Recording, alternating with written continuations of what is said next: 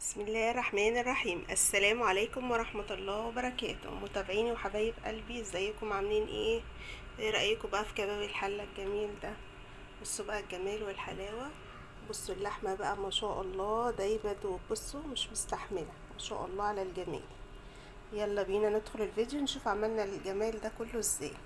ما تنسوش بقى اللي ما اشتركش في القناة ينزل يشترك ويفعل زر الجرس عشان يوصل مني كل جديد انا بنزله. ننزل كده بقى بالزبدة يا حبايبي، الطاسة تكون سخنة جدا.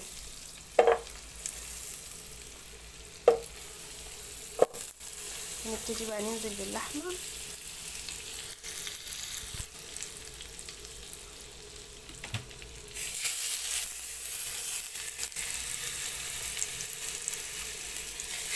طبعا مقطعينها مكعبات صغيرة عشان تستوي معانا على طول.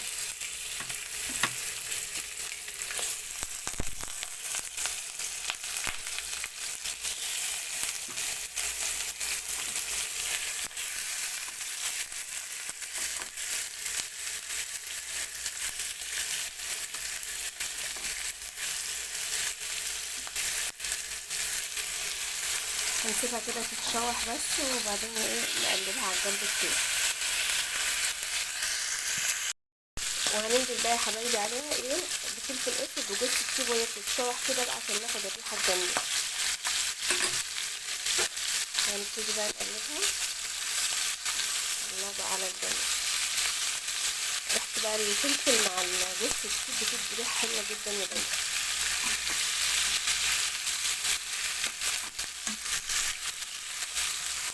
هنقلبها كده بس نديها الصدمة بتاعتها.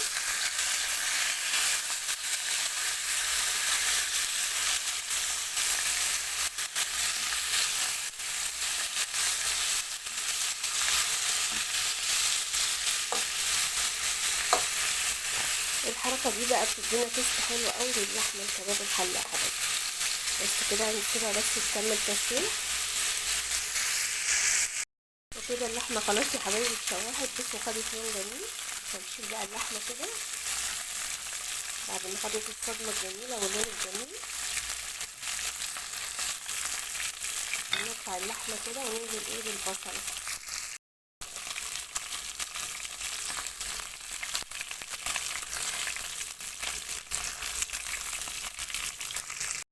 في نفس الطاسة كده عشان ناخد بقى الصوص الحلو ده، هننزل بمكعبين زبدة، وهننزل عليهم بقى ببصلتين كبار كده مفرومين.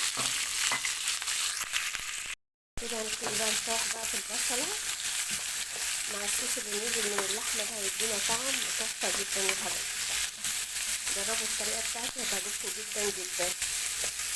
مشوا بس على الخطوات دي هتطلع معاكم الكباب الحلة تحفة بجد.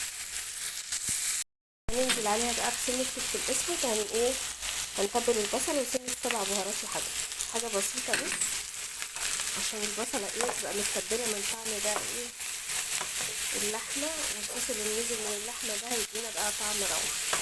هنفضل نشوح فيه كده لغاية ما ياخد معانا لون دهبي غامق، مش عايزين لون فاتح عشان اللون ده هيدينا طعم حلو قوي للكباب ده. كده البصل يا حبايبي بصوا ابتدى لونها يغمق معانا. بصوا بعد اللون الجولد ده كده هننزل بقى باللحمة. اول ما نحس اللون ابتدى يغمق معانا بس كده تمام. كده هننزل بقى باللحمة اللي شوحناها بقى بالصوص الجميل. الله بقى كده يا بنات، من بعد ما نزلنا باللحمة خلاص البصلة متشوحة واللحمة متشوحة. بصوا بقى اللون.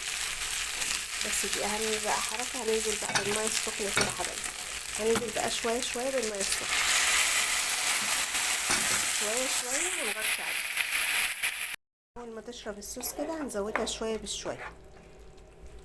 هنزودها طبعا مية سخنة من الكتل.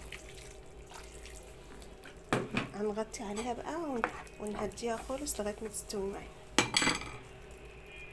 وكده حبايبي خلاص اللحمة دخلت في التسوية. بصوا الصوص ابتدى يتكثف ويتكرمل البصل خالص.